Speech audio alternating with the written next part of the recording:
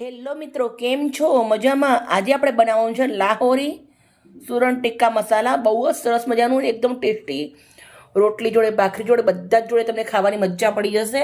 તો સૌથી પહેલાં તમે જોઈ શકો છો, સુરણ લીધું છે 250 ગ્રામ. એને સરસ મજાનું પહેલાં ધોઈ નાખ્યું હતું, છોલી નાખીને ટુકડા કરી લીધા છે. 2 નંગ ડુંગળી ઝીણી સમારી લીધી છે, 1 શિમલા મરચું સમાર્યું છે, 1 મોટું ટામેટું સમાર્યું છે, પછી લીલા ધાણા છે, 1 ગાંઠ લસણ છે, આદુનો ટુકડો છે અને લીલા મરચાં વાટી લીધા છે. જે બી સૂકા મસાલા કરું, તમારા જોડે પૂરો વિડીયો શેર કરું છું. મારો વિડીયો સારો લાગ્યો તો પ્લીઝ મને એક લાઇક કરજો. બાળકોની સેહત માટે અને હાડકાં મજબૂત થાય સરસ મજાના આપણે બધાના જ, એના માટે એક સબ્જી જરૂરથી બનાવી. બનાવવાની રીતે આપણે ચાલુ કરીએ. લાહોરી પનીર ટીક્કા બનાવવા માટે સૌથી પહેલાં મેં કઢાઈની અંદર પાણી લીધું છે, એના હળદર નાખી છે, મીઠું નાખવાનું છે. મીઠું હળદર નાખ્યા પછી એને ઉકળવા દેવાનું છે. પાણી ઉકળે એટલે આપણે જે સુરણ સમારેલું છે એ નાખી દેવાનું છે. અને સુરણને આપણે 10 મિનિટ સુધી પાણીના અંદર ઉકાળી લેશું. કુકરના અંદર ચડાવશું તો 1 સીટીના અંદર રેડી થઈ જશે. હવે આપણે આને ઢાંકી દેશું, જલ્દી ચડી જાય. હવે આપણે ચેક કરી લેશું. ગેસને બંધ કરી દીધો છે. સુરણને આપણે આવી રીતે એક વાટકાના અંદર નીકાળી દેવાનું છે. પાછું બધું સુરણ આપણે આવી રીતે નીકાળી દઈશું અંદરથી. પાછી કઢાઈ લીધી છે. કઢાઈના અંદર આપણે તેલ ગરમ મૂકી દીધું છે. તેલને મસ્ત ગરમ થવા દેવાનું છે. થોડું તેલ વધારે લેવાનું છે. તેલ ગરમ થઈ ગયું છે તો હવે આપણે અંદર સુરણ નાખી દઈશું.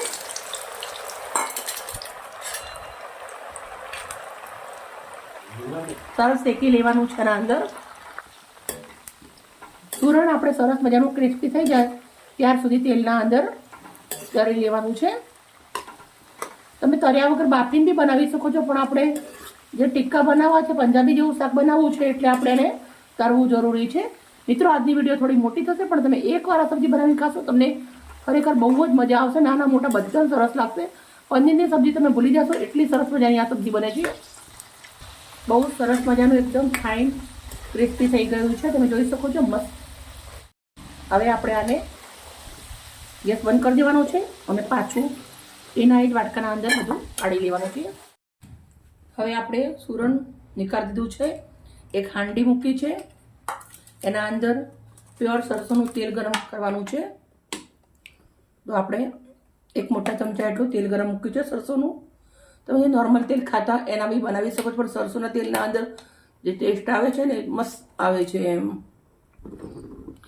જીરું લીધું છે 1/2 ચમચી, તમાલપત્ર છે એના ટુકડા કરી લીધા છે 2 નંગના, થોડા કાળા મરી લીધા છે, 2 લીલી ઇલાયચી છે, 5 નંગ એટલા લવિંગ છે અને 1 મોટી ઇલાયચી છે.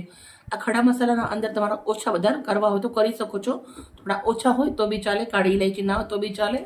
તેલને ધુમાડા નીકળી જાય એવું સરસ ગરમ કરવાનું છે. તેલ મસ્ત ગરમ થઈ ગયું છે. બધા મસાલા નાખી દેશું તેલના અંદર. સરસ તેલના અંદર મસાલા ટટકવા દેવાના છે. મસાલા સરસ ટટકાઈ જાય એટલે આપણે જોઈએ તમારી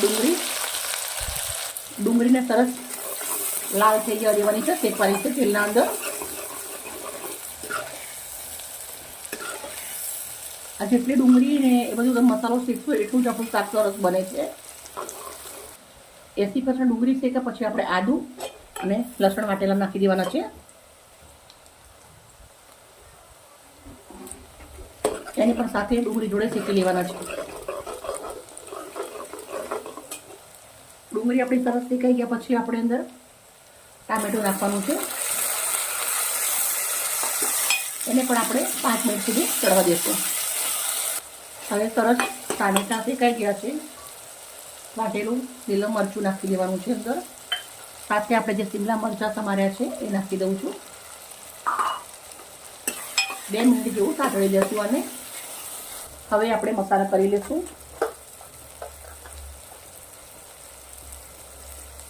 1 ચમચી કશ્મીરી મરચું નાખું છું, 1/2 ચમચી સાદું મરચું, 1 ચમચી હિંગ, હળદર, 1 ચમચી મીઠું, 1 ચમચી ધાણા જીરું, થોડી એવી હિંગ નાખી દઉં છું. મને હિંગ બોલાઈ ગયું હતું પણ હિંગ નાખવાની બાકી હતી એટલે મરચું, મીઠું, ધાણા, જીરું અને હિંગ બધું જ નાખી દીધું છે. હવે આપણે આ મસાલાને થોડી વાર આવી રીતે શેકી લેવાનો છે. મસાલો સરસ શેકાઈ ગયો છે. તો હવે અંદર પાણી નાખવાનું છે. 1 ગ્લાસ પાણી નાખ્યું છે અને થોડી વાર હવે ઉકળવા દેવાનું છે.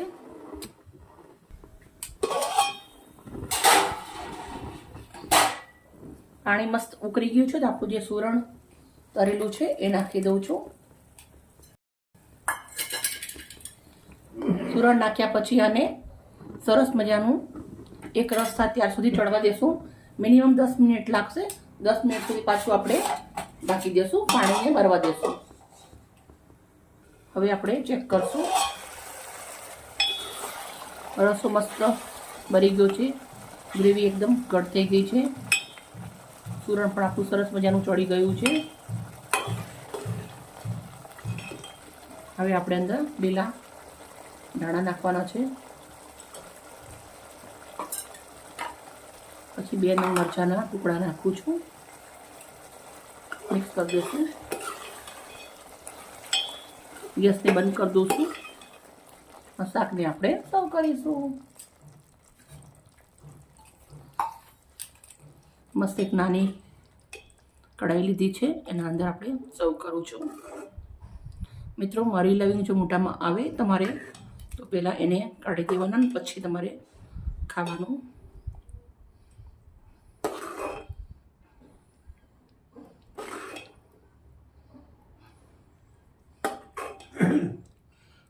લાહોરી સુરણ ટિક્કા રેડી થઈ ગયું છે. બહુ સરસ મજાનું આપણું શાક બની અને રેડી થઈ ગયું છે. મિત્રો, મારી વિડીયો સારી લાગે તો પ્લીઝ લાઈક કરજો. Bye bye. કાલે નવી રેસીપી સાથે.